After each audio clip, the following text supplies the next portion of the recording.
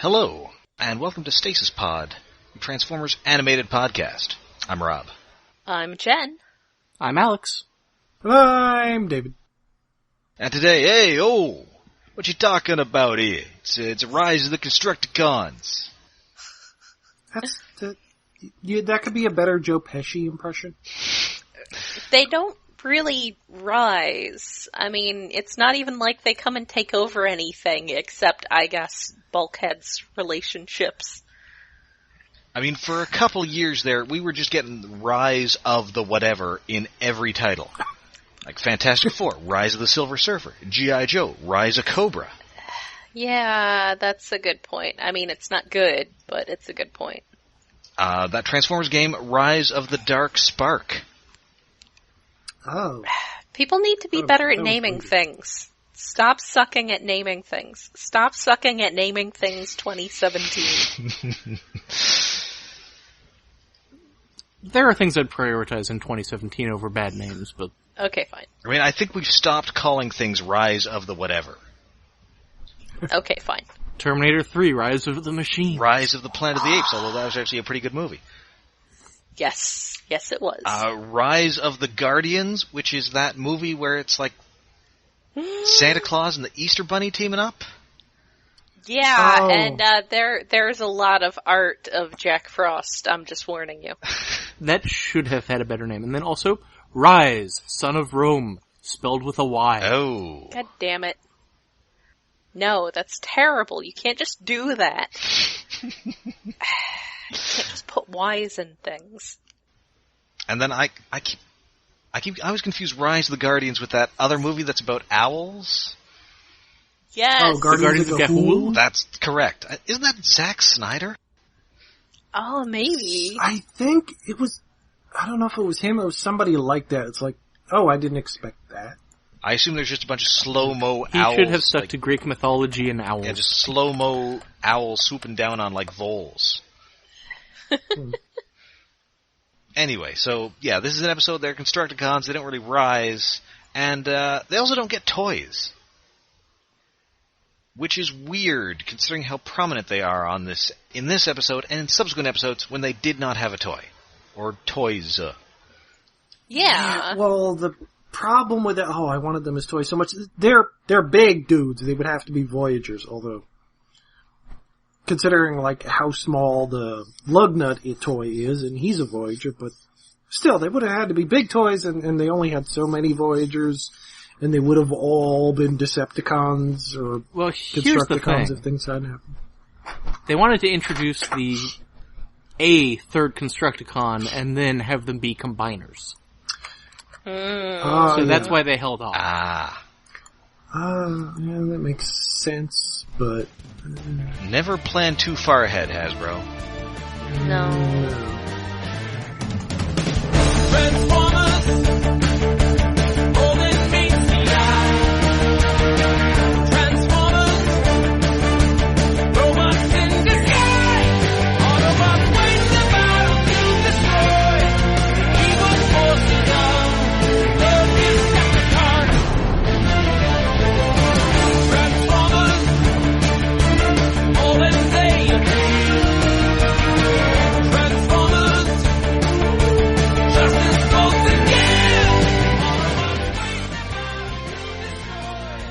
So yeah, this first aired May 17th, 2008, written by Stan Berkowitz, who has written a ton of stuff, a lot of 90s Spider-Man, Superman, Batman Beyond. Ooh, you already said Spider-Man. That's Spider-Man if he was Batman. Has always got to poke around his... apparently wrote a bunch of T.J. Hooker. What? Ooh. Huh. And that... You can't just do that. And that live-action Superboy show. Huh. There was... What? I've heard of that. Live-action Superboy show? Yeah, from the early there was 90s. I think... There was an episode where Lex Luger played a clone of Superboy. I mean, really, if anything, you'd think he'd play a clone of Superman, or of Lex Luthor. Yeah. But no, alas. I mostly know it because it featured Gilbert Gottfried as an ersatz toy man named Nick Knack. Why? That's not bad casting. And his origin I'll was give him told that. in a comic story that was written by Gilbert Gottfried. What? Neat. I'll have to track that down at some point. In a back... He was perfect as Mischius, but Yes. Mixel. Yes. Man, the casting on Superman Adventures is such a good thing. Also fond of Bud Cort as Toyman. From Harold and Maude. That big creepy doll head he had. Yeah. Anyway, so apparently Detroit has once more suffered some kind of disaster. I'm not sure, is this supposed to be the damage inflicted by Blitzwing in the last episode? I figure they're still just continue working on the problems they've been dealing with for a while now. yeah, I don't think they put that much thought into continuity. No. So, yeah, the Autobots are helping out. They've got a big Constructicon-colored crane. Yay! All construction equipment must be green and purple forever. And they've also got a bunch of Generation 1 construction guys. Yay! Yellow hard hat, khaki shirt, blue pants. I love that. I love them so much. So yeah, nobody is really happy to be doing this, even though they were a space bridge repair crew. But Optimus Prime says we have to do it because we kind of broke most of this stuff. Oops. But it was mostly the Decepticons, who have totally lost their level in menace by now. Yes. Because indeed, Blitzwing and Lugnut are around, and they are just stealing stuff. Like they're the Rhino or something. The heroes are warriors. Yeah. They're just stealing construction supplies. You know, like you do. I mean, Which, it's... Okay, they need things to build stuff, but it feels very much like Koopa Troopers from a Mario cartoon. They're just nicking stuff in a comedic way. Yeah. Yeah. so yeah, there's a bit of a fight. They end up getting away with a little bit of the stuff they stole. And also this bridge is falling down, so they have to stay behind and hold it up instead of chasing after them. Just, holding it. Yep. So they fix it. It's finally time for them to go home, and Bulkhead insists that he will stay behind because he has accidentally cemented his feet to the ground. Oh, poor Bulkhead. He's adorably Such a clumsy. cutie. This episode is basically Bulkhead is not good at things. Aww. Except he is good at things for most of the episode. He just wants friends. So meanwhile, at a different construction site with, I guess, different colored construction vehicles... No. What? Madness. They come to life via Allspark There are fragments. no other colors. And transform into, robots with, New York / New Jersey accents. Yeah, well, first they're Let's talking call to... them what they are. They are Animaniacs' good feather accents. Yeah. Yeah. So, and before they even transform, they start talking to each other. Yes. I mean, There's a fun gag where they pick names for each other based on one having a name tag and the other seeing a pile of scrap. Yes. they're construction workers, is what they are. Yep. And they are construction workers. In many... I want to call attention to the vehicle mode butt smacking. Yeah. Yeah, it's apparently like they've osmosed what a construction worker is like, but they've osmosed like New York City tri-state area construction workers, and they're in Detroit. Listen, there was so much destruction that they had to bring in crews from other states. Yeah, guess, they had to bring in damage control. Hey, yo, Joey, we gotta get this done. We gotta get back to Albany by 8 o'clock. Oh! And apparently the two main operators of these vehicles were the Wet Bandits.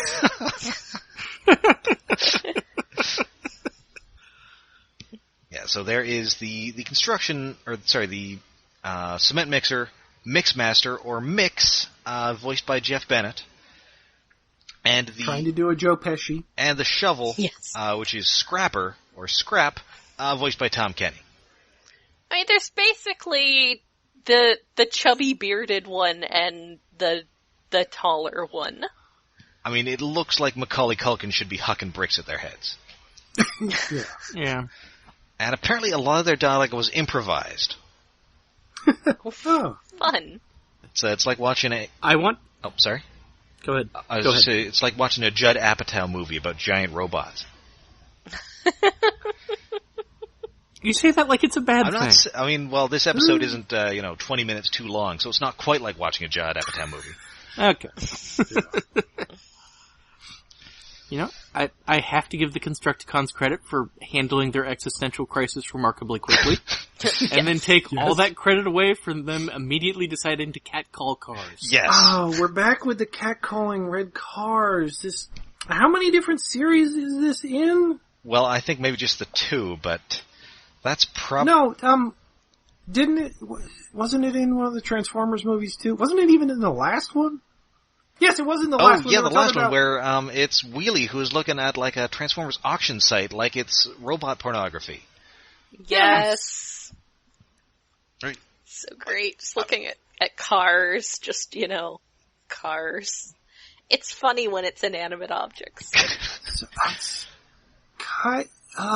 also slightly less skeevy when it's pictures online instead of in person. Yes. Well, yeah, I mean, it's less skeevy that these two construction vehicles are trying to hit on a red car than two construction workers sitting on a woman, but it's still weird. And what's also weird is whoever's driving this car thinks that there are, I guess, construction workers following him or her in their construction vehicles, possibly catcalling either the person in the car or the car itself.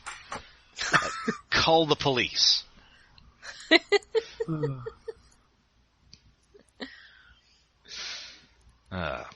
While all this is going on, Bulkhead is trying and kind of failing to make cement, and instead making what appears to be nitroglycerin. This reminds me of a much better joke from Hey Arnold. Like, Bulkhead starts getting into units of measurement and accidentally triples something and is just getting everything wrong. And then in Hey Arnold, they were doing an episode where they were trying to build the world's largest pizza puff. And then the person responsible for the baking soda apparently was not familiar with the measurements involved in baking, so when they saw, 1 tablespoon, they thought TSP stood for 10 square pounds. Oh. And the pizza puff exploded hilariously. I do love that Bulkhead has this formula written on his hand. Well, he has a little hologram projection that comes out of his hand, isn't it? I don't know. And he's reading this via hilarious binocular eyes. Yeah, why does he need the binoculars? Because, magnifying it... I mean, it's cute that he has binocular eyes, but, it's on your hand. You should be able to see that. You're not seeing far away. Maybe...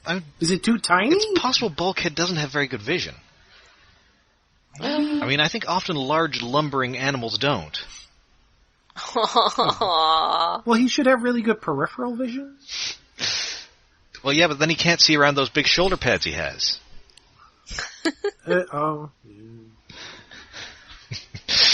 Poor Bulkhead.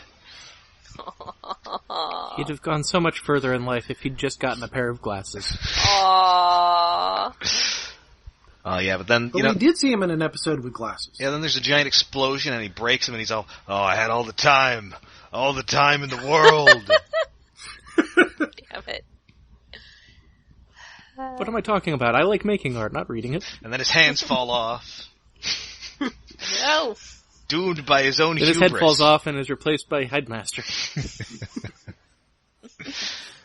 Anyway, thankfully, we're not saying poor Bulkhead because he is not killed in this explosion as the Constructicons zip in and save him from being impaled by girders. It's nice. With a menacing lens flare permanently on one corner of the I-beam. It's gleaming sharp. It's a giant I-beam. it would hurt, but, like, I don't think they're sharpened to razor points and can stab through Cybertronian skin. I mean, I guess if they're Maybe. falling Also, far enough. lens flares are usually momentary instead of just being like a snowflake motion tracked onto the swaying I-beam for the entire 5-second shot. Yeah. It's very dangerous. Anyway, So the Constructicons know that one of the chemicals he was mixing together was outdated and is bad, and he should get rid of it. So he takes it and puts it in Chekhov's tummy drawer. yep. I love the little detail of they don't just rescue him from the falling I-beams. They build like a miniature lean-to rig out of them that's clean and like has a pulley system at the top that you can use to lift stuff. They are very competent at being construction bots. Yes. So they do this. They help him make the cement, and then they decide, hey, it's oil o'clock. It's always oil o'clock somewhere. This is Yay, definitely analogs for booze. very, very heavy, oil as family-friendly stand-in for beer here. Yes. And they get it right from the keg, or in this case, right from an oil tanker. You know, like you do. Which is, again, kind of stealing, but they assure him that, it's merely payment for a job well done. Oh! I can't do a New York accent, so I'm just doing Andrew Dice Clay. Yeah, and That's fair. that's a very specific type of New York accent. You're doing the wrong kind of accent, man. You gotta do a little bit faster. You can talk a little bit down, and I'm slipping into a bad Italian. I mean, they're kind of Italian-American, because they kind of look like Mario and Luigi. They don't look as much as like Mario and Luigi as character designs that show up later, This is true. but Yes. they kind of are. But they're more like live-action Mario and Luigi as opposed to cartoon Mario. Well, and like Luigi. Captain Lou Albano. Yes. He's just got a bunch of rubber bands in that metal beard of his. I mean, this is really more of a Bob Hoskins, John Leguizamo pair. Yeah. Yeah. Anyway, so we get a little toxic masculinity here as well, as they wonder if Bulkhead's just going to act like a little yellow compact. His best friend is a little yellow compact. And you should meet him! Yes, that was a terrible idea, Bulkhead. Yeah, well, it's a good idea that doesn't work because everyone handles it wrong. Yeah, I gotta knock the other Autobots here for their reaction being, Especially these guys Prime. are jerks, and not, these guys just came to life and probably have Allspark fragments shoved in them, and are extremely competent at some things. Maybe we should figure out how to handle them instead of just wanting them out. Yeah, in general, they're not they are completely not horrible. It's weird. very good at handling the whole, newly risen Transformers thing. Yeah, you'd think after the Wreck-Gar incident they'd be like, at least try and teach these guys how not to act like jerks, and hey, you could be useful around here, you could fix up our house, or something. Man, they need RC around, because animated RC was like a teacher. They need her there to take care of these little kids. By which I mean full-grown Transformers, because robots. Ratchet does have a great line about when Prowl asks where Bulkhead found them.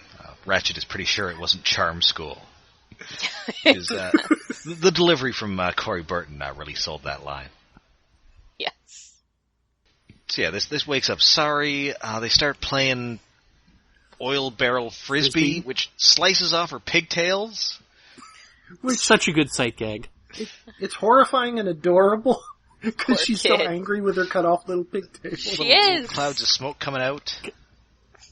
Those don't just grow back overnight, They take almost a week. Tune into next episode. I'm not critical of this for reasons. Poor kid. So Optimus Prime just kicks them out. Yeah, which, Optimus, you're... Come on, be nicer than that. I know you're contentious with some characters, but these are new life forms that are rather large. They're taller than Bulkhead. They are... Yeah. I mean, I've had enough unpleasant house guests to sympathize with Optimus Prime here. Yeah, nobody wants an unexpected frat party. Yes. It's true. Entirely fair. So they're off on their own, and they happen to run into Blitzwing and Lugnut, who are, again, just stealing stuff, and this time by pushing them up a very steep hill. Too steep, so they pratfall. Yes. But hey, they get saved again, and this time by Mixmaster and Scrabber.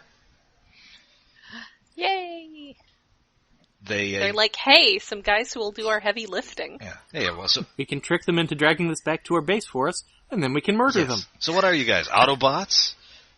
Or no, so what are you guys? They say they're Autobots, at which point they level their guns at them, but then they create maybe Constructobots. That's not a thing. Hey, it was a thing, found in toy stores near you, except I think they canceled them. Aww. They were those kind of fake Lego things. Oh, right, those things that were from Armada? No, that was Built to Rule. Oh, yes. that were Constructibots. Constructibots were like the bionically Yeah, they're ones. kind of bionically looking. They made, I think, a bunch of Generation 1 guys, and then they made some Prime guys, I think. Maybe they were all... No, I think they were actually all Prime guys, and then they also made some for Age of Extinction. Oh. I got the G1-ish cliff jumper and Wheeljack on the cheap. Okay. Fascinating.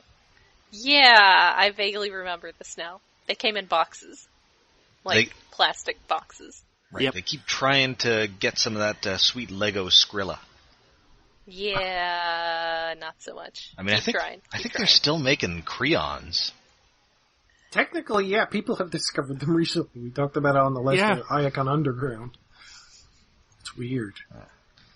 So yeah, Blitzwing turns out to be a little cleverer than we typically think. Because he basically tricks these guys into helping him. So they take their stuff back to the mine, and Lugnut is about to kill them. Well, he's about to poke them. Yeah, he's about to use the punch of kill everything. But then nice. Megatron do that at people. And then Megatron just drops in and knocks him aside. Nope, they're useful idiots. Yep. Not just idiots like you. Yeah, no, Lugnut has to try and stop himself. He's about mid-throw, so he stumbles backwards into a mine shaft. Massive explosion, and you can faintly hear, "I'm okay." That was great. Yes. So perfectly executed. I love it. Had to rewind that a few times. That was good. So yeah, Megatron shows him around, and he, is this where he gets them, some of his, private, stash of, oil? Or no, I think that's the next one. So yeah, we... And that kind of points to a structural issue with the episode. Yeah. Yeah. Is this where they mention they have a very clever pet? Yes. Or is that the next No, that is here. We get a little bit of Isaac Sumdac, who we haven't seen in a few episodes. Poor guy. Yeah. Still slaving away. We get symmetry. Both Sumdacs have been referred to as pets in this episode. I mean, I'm sure that didn't exactly ingratiate them towards the Autobots either. Yeah. No, that would not. So he's all, hey, these guys are... Well, wait, no, it's hard to hold that against them, because isn't that what they thought Sari was originally in the first episode? This is true. Yeah, I guess that's true. Yeah, even the Autobots thought she was a pet of some sort.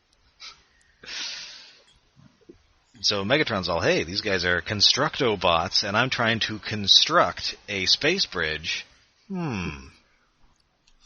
So and they're kind of stupid, but they know what they need to build his schematics. They're idiot savants. Yeah. Emphasis on idiot. Yes. So he sends them out to go steal some more stuff, and they know where to find it, and they know what he needs, and they know where to get it. And they don't know how to evade Ed 209s. Nope. So Bulkhead finds him, and they're very honest about what's going on. They're stealing this stuff, and they're helping this, and they're helping out those nice Decepticons. Yeah, those nice Decepticon guys. And Bulkhead yells at them. He points out that they would just as soon slag you in the back as look at you, which they literally nearly did. Yes. Megatron's the worst, and angry Bulkhead continues to be kind of scary. Yeah. And so they drop what they're doing, and they just head back to the Decepticons, because this episode kind of goes back and forth a little. Yeah, it's a little repetitive, but it kind of works by setting up the dichotomy. Is like the Constructicons are too stupid to realize which is the good guys, but the good guys are also yelling at them. The good guys are being jerks. Yes. Yeah. And when they get back to Megatron, he starts with a show of strength and then just turns on the charm like a faucet. Oh yeah, I love innocent Megatron here. Megatron's what? That's the cutest Megatron has ever looked. Yes. He talks about how, the Autobots are oppressing them and they kick them off Cybertron. They're True. And they're having a little trouble understanding all this. So it's time for Megatron to break out the good stuff. Okay, Megatron has his own private blend of oil. Yay, metaphorical which alcohol. on its own is interesting. It's taken a step further because he's twisted the bottom of oil cans so they look like wine glasses. I love that. Yes. It is pretty great. Such a nice He's touch. a robot of class. Yes. He's not just going to drink it right out of the oil barrel. He suggests that they could be heroes by building the space bridge for him.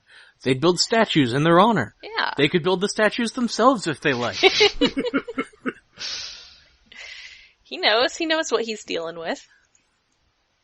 So back at the Autobot base, Bulkhead is kind of telling everybody what happened, and they're not thrilled about this.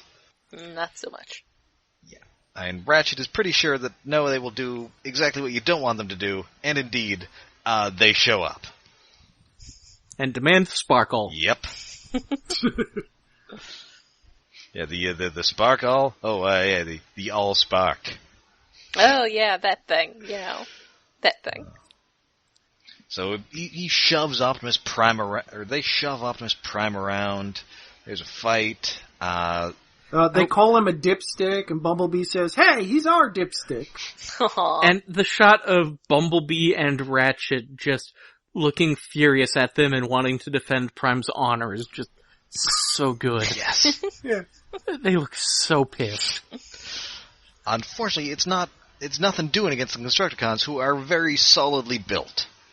Yes. Yeah. Ooh, another good fight scene. This show has so many good action scenes that just jump out at you, like the posing, the stretching and squashing of the fight is really good. Yes.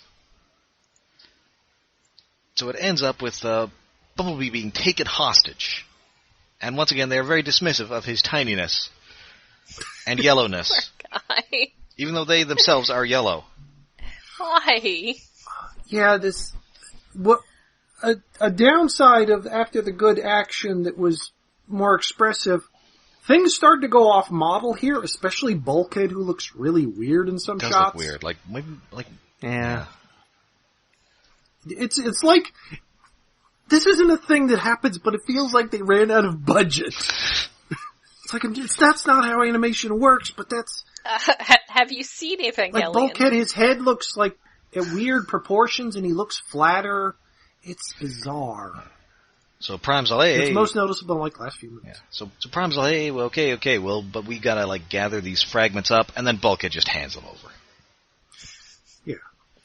I feel like the other Autobots don't give Bulkhead enough credit for not being a complete idiot here. Yeah, I mean, I guess he is the one who brought them there in the first place. There is that, but like, I assume that he's handing them the orange box, and the Allspark fragments are sitting on the floor of Prowl's room. Yeah, like they should trust him by now, but they're second guessing him because he invited these two idiots in the first place. Although you guys should have been nicer to these two idiots. And I mean, like less than 20 minutes ago, he also cemented his own feet to the floor. Yeah, he's on a bad track record right now. Poor guy. Anyway, but before they leave, he says, "Hey, let's have one for the road." And so yeah, they have a drink. Autobots chase him down, and Mixmaster and Scrapper start to have a little tummy trouble. Oh, nope. Bulkhead did not imbibe. Yep. Never. Well, I mean. Yeah, because it was the Chekhov's expired chemicals that he's been storing in his tummy drawer. Yes. And so before long, these two just explode. Which is like, oh my god. I mean, as we find out in a moment, they will survive it, but oh my god. Yeah, it's kind of a final thing. Like they get in weird, paralysis, stretched out, and they start to glow and expand, and big damn explosion, they should be so dead by the way it looks. And I mean, I think that's what Bulkhead intends, because he shows up, they're still alive, he's ready to go. He's so mad. Oh my god, yeah. Bulkhead, jeez. Calm down. Well, it's a thing that's happened to Bulkhead before, this kind of shit happened with the Dinobots. This is just kind of worse. Yeah. Angry Bulkhead is a terrifying engine of murder. Yeah. Yes. But he's so good. Well, it's always the quiet ones you have to worry about. Yeah.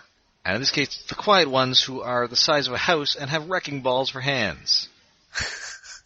And hold grudges. Yes. But because this is a cartoon, the giant explosion has rendered them amnesiacs. So you would think he could leave them alone now, but no.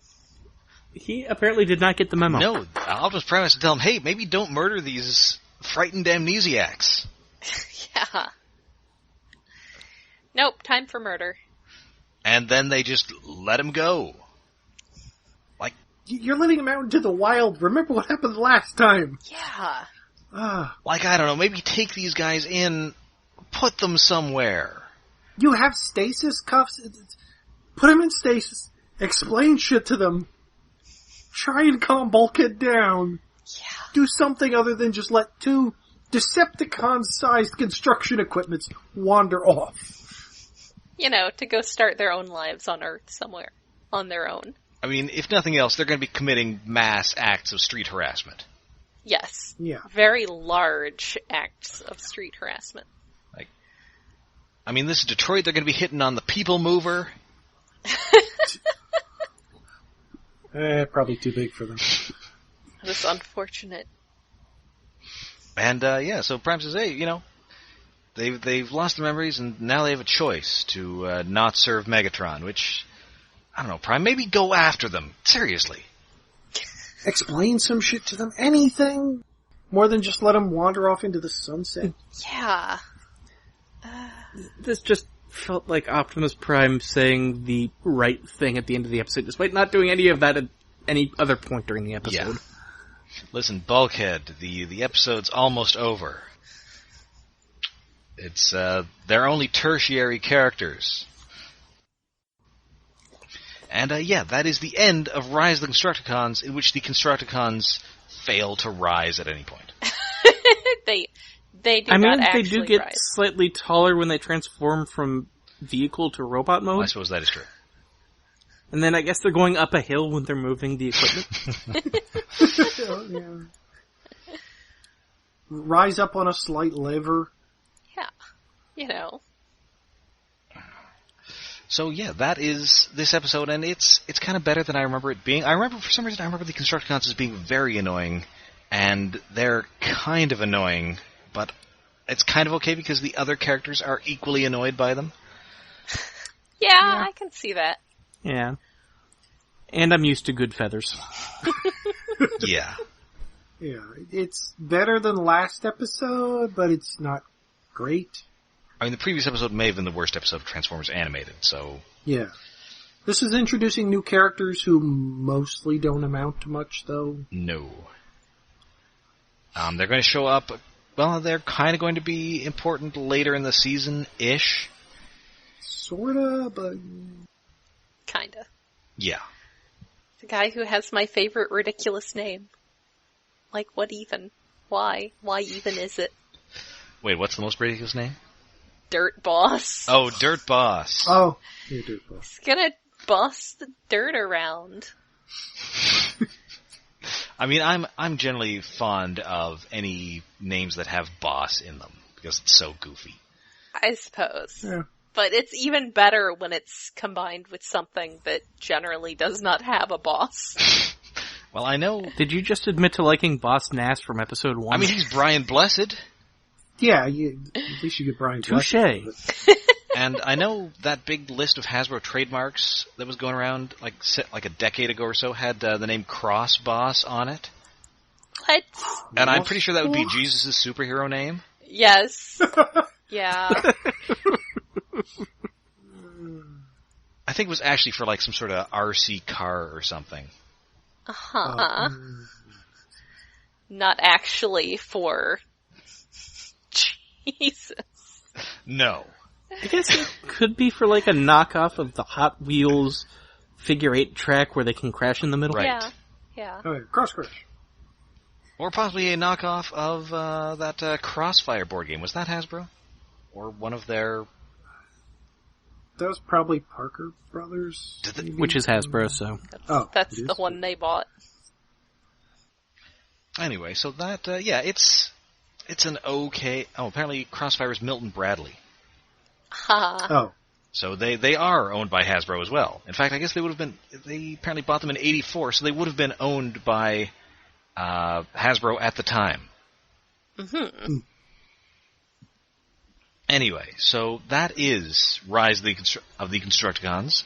Please join us next week. But until then, you can find us all over the internet. We're on Tumblr, we're on Twitter, and we're on Facebook. And we are hosted on iaconunderground.net, where we currently have a Patreon set up to help support our hosting costs and other expenses. You can find that at patreon.com/iaconunderground. Yeah. This month we are talking about some Spider-Mans. Yay. Next month, who knows? It's a mystery. Something shorter. Not a movie. Who knows? Probably. Kimono Friends. No. Or Kimono Friends. You mean we're not going to watch Andy Warhol's Empire? And do a live commentary track for it? Well, we're still looking at the building here. Anybody see that new King Kong movie? I we got about 6 hours to go. Oh, that's what Empire is. Yes. Anyway, but next week we have an old villain returns, and we get both good, bad, and ugly in A Fistful of Energon. Ooh, a good title. Yay. Finally. For a few cubes more.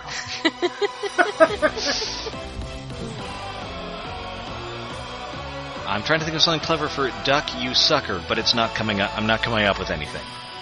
Alas.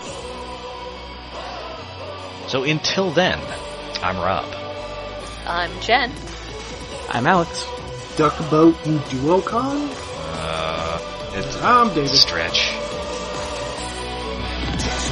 闇の彼方静寂を引き裂き星の眠りを呼び起こすのはどっちだ空目の前弱な魂たち行け場はないまっすぐに受け止めろ弱気や恐れを処理して僕らは意識組み替えるその手を強く握り互いの絆信じて戦え